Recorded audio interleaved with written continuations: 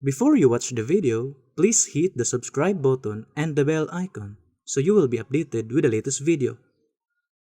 Makapaghatod kanato sa kaluwasan o kung may basahon man nga referensya nga gipangbasa dili kini gibasa para sa pakon ang Biblia o dining tungura among mga pagpangamusta sa tanang makaigsunan sa nagakalaylaing dapit labi na diri sa Dipologos tanang parte sa mga nagsunod sa kumusta kaninyo labi na sa mga chapter president pod nga adunay ilang pag-angkon sa tagsa kadapit para sa pagpasidya o sa radio station para maialagad kining programa. O sa mga kaigsunan dire sa PBCM compound, mapasalamaton gyapon kami sa inyong pagpakig-alayon para sa tong programa para maialagad kini. O dili usab nato pagkalimtan sa tanang mga kaigsunan nga aduna kitay panagtigom sulod sa usa ka tuig tulo ka hugna, ang Marso 10 ug ang Agosto 19 ug ang Disyembre 29. O among mainiton sab nga pagpangamusta kang Attorney Samuel Arnado sa iyang pagsunod ining maong programa. Kumusta Attorney? O labi na usab sa kang brother Jerry Edkila kanunay gapon ana sa pagtabang sa atong programa diri sa dapit sa Taguluan sa Miss Oriental. Kumusta ka ni Brother? O labi na kang Faustino Palapar diri sa Lingating Baongon Bukidnon sa makugihon gapon niyang mga pagtabang. O sa tanan nga mga kaigsuonan nga nagapatalihog karon diri sa Aplaya saan Misamis Oriental diri sa dapit sa Baybay, no? Kumusta ka ninyo? O ining tunguro karon magapaila pa ang kauban pang ebanghelista o ministro.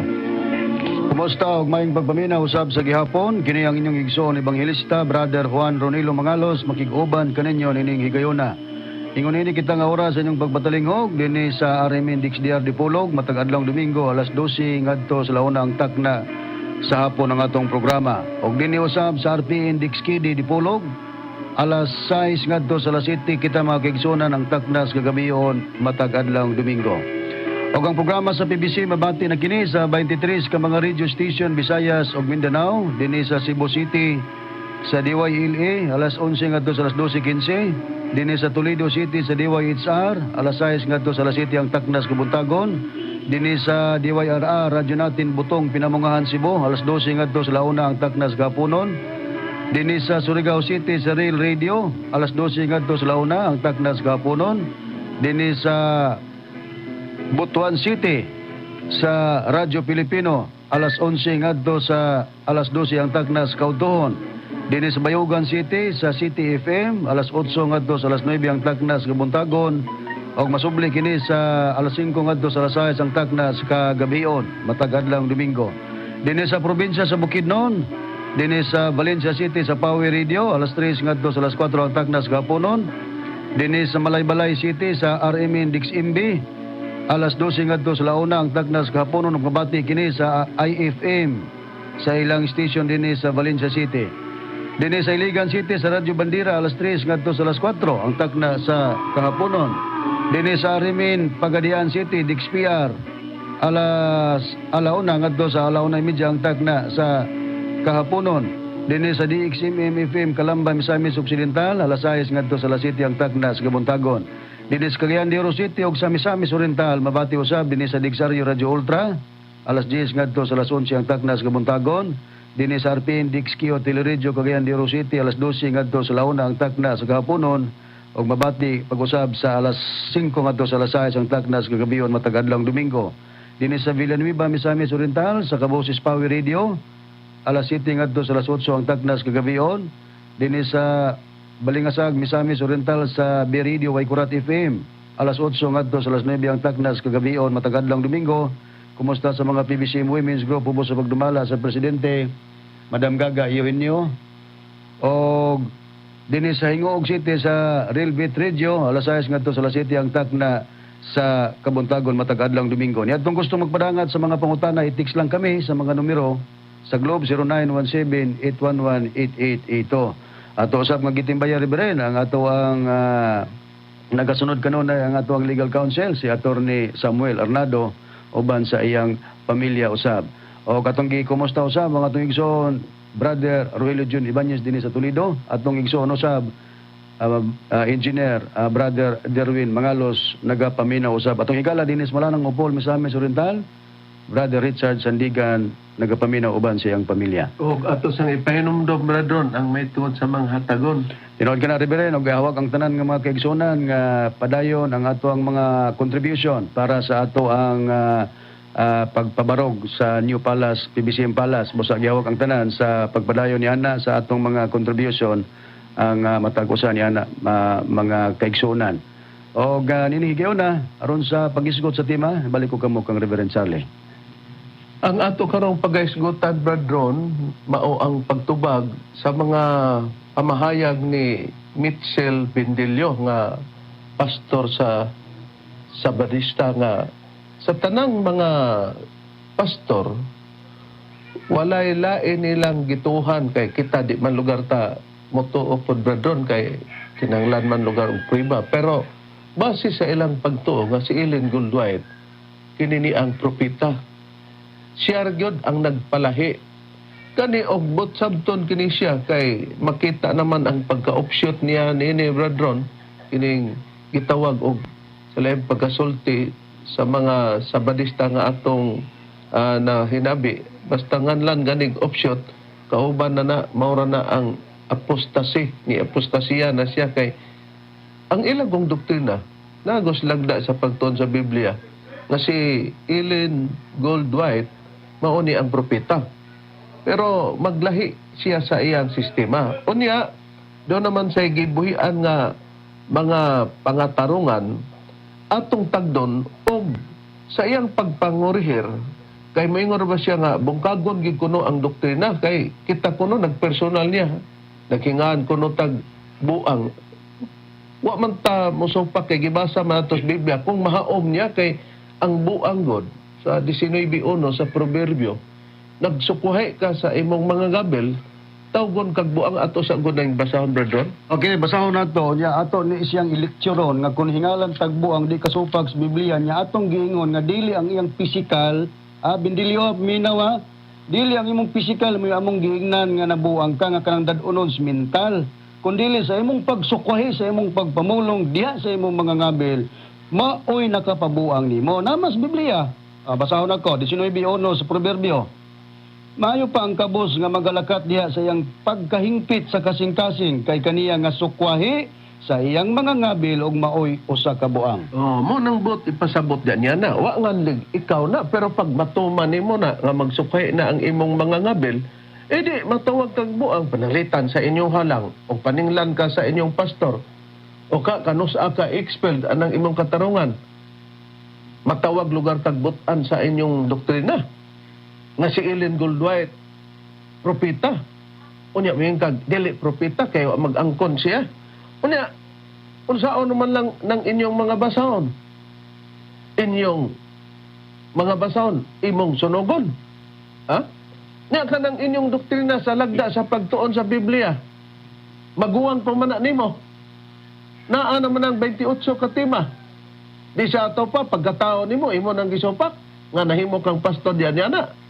Ingon ni ana ramang God pero nay punto nga atong pakita bradron nga nag-ingon kuno ta niya nga kita kuno o gusto kuno tang magpa-respeto kinanglan nga mo respeto pud taonan niya kana kunong iyang apelyido nga Bindilyo ato kunong Ignog Bandilyo. Oh, unya ang imong apelyido Bindilyo sila pagkasulti ng yaw-yaw ka di ba na Bandilyo? Usa ka na kapag sibya busa kun mogamit mig termino nga bandilyo kana kay naa kay pagsibya mura lugar og similar sa imong apelyido nga Bindilyo pero dili na pagyaga ikaw nga nagbandilyo nga mao si Bindilyo mo na ibot ipasabot na mo. Oh, nakita mo na para niya kana kunong gigamit namong bandilyo yaga kuno na kanang among gibuhat di ni bandilyo isag mo bawas pud kag nagbandilyo pud migamo Pero ang pagbandilyo na mo, partis doktrina na mo, nga imong gisupak. Ikaw po nagbandilyo sa doktrina, nga imong gisupak. Among doktrina, pati pa inyong doktrina, imong gisupak. Ingon niya na, pagkasimple lamang tubagon, og naunsa ka na, og asa ka ng kaimtanga, pero ang atong tumong bradron, atong ipabati, nga paggamit nato kuno sa basahon sa Roma nga, dipinsahan nato atong kaugalingon, wa kuno na isulat ni Apostol Pablo para sa atong magtutudlo, bradron, may ni atong ipabati, bradron, at aron din hita manukad sa pagtubag. Okay, Reb. Atong ipabati gini kay haron nga mo atong pasikaranan nga atong gitubag ang iyang mga kunohay pagkoreksyon din nato. Ay ang iyang kibali nga gibuhat mingon na ba ni siya bilan wa kuno siya mamersonal. Ang ato laging giingon. Kung di ka mamersonal, kung dili na pamersonal ang imong bindilyo, ang among dugukan nga tekstos Biblia nga gigamit para sa pagpakatao sa Espiritu Santo mo'y paningkamuti nga imong bungkagon. Kay kung ani na ka magsigig tagaw-taw, magsigig bandilyo sa katumanan, buti pasabot, dili nimo kayang bungkagon ang teksto nga among gigamit nga tagna para sa pagpakatao sa Espiritu Santo. Unya, di man na pwede nga mag-istorya-istorya kabiyaan mo ng sitasa. Kinalan, kung di tumao tong among interpretation, ipakita ang kahugot sa imong interpretasyon. Correct. Mao nagingon ayaw tuguti nga kanang ikaduhang bata sa Ecclesiastes 4:15 tagna para sa Espiritu Santo ha. Usmo na ko ayaw tuguti nga mataw na ang katumanan ng Espiritu Santo. Ani naman ka magsigig tagaw-taw, magbandilyo sa katumanan sa among magtutudlo hasta ang ginikanan ni Master mo may imong ibandilyo kanunay. Okay, atong paminahon rin bang tingog ni Mitchell Bindilyo kining nagbandilyo. Ha? Sa klaro lang. Atong tanahon. Roma 1:22-25. Atong tanahon ang prinsipyo ng Apostol Pablo. Roma 1:22-25. Andre, matod nila, maalam sila apan mga buang-buang diay, inay, simbaho nila ang Dios na walay kamatayon, nagsimba hinon sila sa mga larawan nga gibuhat ingon sa dagway sa tao, o sa mga langgam, o sa mga mananap, o sa mga hayop nga nagkamang. Tungod kay ang mga tao ingon maniin ni kabuang, ipasagdan sila sa Dios nga magbuhat sa malaw-ayng mga butang nga gitinguha sa ilang kasintason ug gibuhat nila ngadto sa ilang isig ka tawo ang salawayong mga butang. Gituwis nila ang kamatuoran nga tungod sa Dios o gisimba o gialagaran nila ang binuhat sa Dios. Inay ang magbubuhat nga mauuntay ang aynday kun hangtod sa kanturan. Amen. Dito mo lalis nga sa diya ang gabuhat sa kang presensya dago kung kang abilino yung inyo ang Dios. Kaya ang Diyos may nabuhat sa tarang tao sa kalibutan. Bisa basto masiyuhin niyo, Senyor. Di panalanginan ang taguan ka ni presensya dago sa pagminyo niya ni abilino yung inyo, munang nigawa si tumasiyuhin niyo, Senyor. Binuhat sila sa Diyos, pero sa prinsipyo ng Apostol Pablo, dili pwedeng simbahon ang binuhat. Ang magbubuhat mo'y simbahon. So, Unsa po no'y prinsipyo ni Apostol Pablo, dili kuno simbahon ang binuhat, kay ang magbubuhat lang kuno may simbahon. Dili ra ba na magipasabot ni Apostol Pablo mga mahal mong tigpaminaw. Kay sa tinuod lang, ang gipasabot niya na kadtong dili matuod nga Dios, kadtong mga larawan nga binuhat. Pero kung parte sa Dios atong hisgutan, basta dili magtotoo si Kristo ignog giyawaan. Basahon sa nato ang prueba bradon nga tanan ba nituo sa atong Ginoong Kristo taliwala nga nabasa nato ang mga kasaysayan ni Kristo sa iyang pagsugilon sa nakasulat sa Juan kapitulo 14 bersikulo 6 nga nagpamatod ang atong Ginoong Kristo nga ningon og si Jesus mitubag kanya, ako mao ang dalan og ang kamaturan og ang kinabuhi. Walay bisan kinsa nga makaadto sa man, gawas kon pinagi kanako. Lud kay si Kristo kamaturan man bradron. Unya, siya nga kamaturan, gisimba ba, gituhan ba alang ni atong mga dili magtotoo bradron? sa mga dili magtotoo bisad nagpaila na ang kamatuoran nga mga tong Ginoong Kristo, di sila moto gani ila pang gitawag og ginganlan si Kristo nga giyawaan.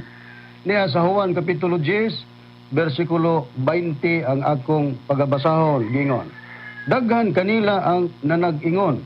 Kini siya, si Kristo mo ilang gipasabot niini. Kini siya giyawaan og nagsalimuang nganong mamati man kamo kaniya. Oh, unsay gingon?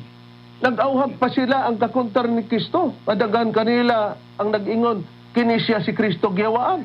Nagsalimu ang pagani. Ngano mang mamati man kamo kaniya. O pamation ba si Kristo? Sa mga walay pagtuo, dili. Nakaron, matod pas imong katarungan nga ang pagsulat ni Apostol Pablo niya na dili simbahon ang kining gitawag og binuhat kanarang magbubuhat mo na imong gingon ha. Mo likwad ra ba din kag maigo na pero bastante na sa mga kaisipan sa namati karon labi na sa mga technician sa matag radio station kay ato maning pabati bradron kining mga pagwali nato na ang atong ikasulti basta gani ipakataw ang Dios nga naitag na pinaagig programa ingnon gina sa Biblia og binuhat pero tungod kay siya binuhat man kini simbahon dili atong imong katarungan kay og mao pa igon sa si Lucas diha kang Apostol Pablo kauban sila unya ang nagsulat sa buhat kay si Dr. Lucas man na unsay gipamahayag sa basahon diha sa Biblia sa buhat nga gisaysay ni Apostol Pablo ang mga kasaysayan diha niya na bradron o gisaysay pod ni Lucas ang mga kasaysayan diha sa unod sa iyang pagsulat diha sa mga buhat bradron kay sinulat man na ni Dr. Lucas. Nag-ingon ba si Lucas o sa basahon sa buhat nga ang Kristo wala ba himua kay busa kay gihimo siya di na angay simbahon? Okay niya. Basahon na to ang pahayag ni Lucas kung di ba ni mo kontrary sa gibuhian aning nagbandilyo nga si Bindilyo nga pagkahinimo dili angay simbahon. Na ang pahayag ni Lucas mahitungod sa atong Ginoong Jesucristo, gibuhat o gihimo si Kristo ang naghimo maong Dios o nagbuhat maong Dios. Unahon ta ang tatak 70 Adventist nga Biblia bradron nga may tatakid sa pagka sabadista ning Biblia ha. Okay, atong ipabot din naman mo nigar mo dinay Bindilyo aning ilang Bibliang tatak 70 Adventist. Diya sa buhat kapitulo 2 versikulo 36 Reverend basahon ako. Gingon, busa ang tibok banay sa Israel kinahanglan masayod sa tinuod gayud nga sa Dios si Hesus gihimong sa katumba sa gibuhat gihimong Ginoo og Kristo ang Hesus nga inyong gilansang sa cross. Kadto diyang gilansang sa cross badron kinsay naghimo adto? Ang Ginoo. O niya kanang pulong gihimo wala buhata. No, gibuhat yun na. Klaro. Kanya karon kay gibuhat mas Kristo. Apel si Kristo nga dili simbahon kay matud pa nimo dili simbahon kanang binuhat kay kana rang magbubuhat. Oh, di nakita man nato nga si Kristo binuhat. Hain pang dugang priba bradron. Okay, Reb, niya tayo Biblia nga yang literal translation. Ang higapong kumubasa sa buhat. Acts na ni dire kay English mo ni. Acts chapter 2 verse 36. Gingon, assuredly, therefore, let all the house of Israel know that both Lord and Christ did God make him this Jesus whom ye did crucify. So, ang gigamit nga termino, God make him. Kinsa? Si Kristo nga mahimong Ginoo. Make, hinimo, binuhat, kadtong Hesus nga gilansang sa cross. Oh, di nakita nato hay pang dugang priba nga si Kristo gitawag gyapon sa Biblia og binuhat oy. Bisan taliwala nga siya magbubuhat. Giingon na siya binuhat. Okay, niya pa tayo laing hubad sa Biblia kining gitawag the message nga Biblia Reverend. Ang nagapong kumubasa sa Acts chapter 2 verse 36 gingon sa pagpahayag sa Biblia nga the message gingon nga atong mabasa. All Israel then knew this. There's no longer room for doubt. God made him master and Messiah. Kinsa man ning gibuhat sa Dios nga gitawag master og Mesiyas. God. God, ang Dios mo naghimo. Nining tawgon og master or Messiah. Kinsa man ni? This Jesus whom you killed. Whom you killed on a cross. O gawa sa Young's literal translation, ang Dios naghimo nagbuhat kang Ginoong Hesukristo nga Ginoo. Dire pa bisan pa sa the message Reverend nga hulad sa Biblia, God made him master and Messiah, this Jesus whom you killed on Atong the cross. atong nakita nga giklaro mga mahalamong tigpaminaw mga kaigsuonan nga naghisgot diri nga this God made him, ang Dios daw naghimo kaniya, made him master and Messiah, this Jesus whom you killed on a cross. Munang buti pasabot diya niya na gibuhat, binuhat unya matod pa niya dili ko no simbahon ang binuhat ka na ra ko nung magbubuhat basta itag na nga ang Diyos ipakatao gani igno na og binuhat mga mahalamong tigpaminaw. Din pa ang kaligunan nga mabasa sa Biblia, brethren, nga gihimo gini sa Dios si Kristo. Okay, niya pagawas nga mabasa nato, nabasa sa Young's literal translation sa The Message nga Biblia, arita sa Biblia sa Kristohanong Katilingban. Sa Buhat Kapitulo 2, versikulo 36, Reveren, akong basahon gingon. Pahibaloa ang Israel, nga gihimo sa Dios si Hesus. Katumbas, nga gibuhat sa Dios si Hesus. Ang inyong gilansang sa cross, nga gihimo og Kristo. Supisente ng mga bersyon nga atong gibandilyo, Reveren, nga ang atong Ginoong Hesus Kristo, gibuhat o gihimo siya sa Dios. Kon atong tugutan ang prinsipyo ni Bendilyo nga pagka gibuhat o binuhat o hinimo sa Dios dili simbahon nan kini si Kristo dili pod malugar nga simbahon kay gipahayag man ni Dr. Lucas nga si Kristo ang nagbuhat ug naghimo niya mao ang Dios. Busa di ta magpataka bagyawit sa atong ba ha? Muna diha nakita nato na kinsa man roy nagyama-yama. Katong among gipanubag. Ang among sentro sa explanation, iyang walaon.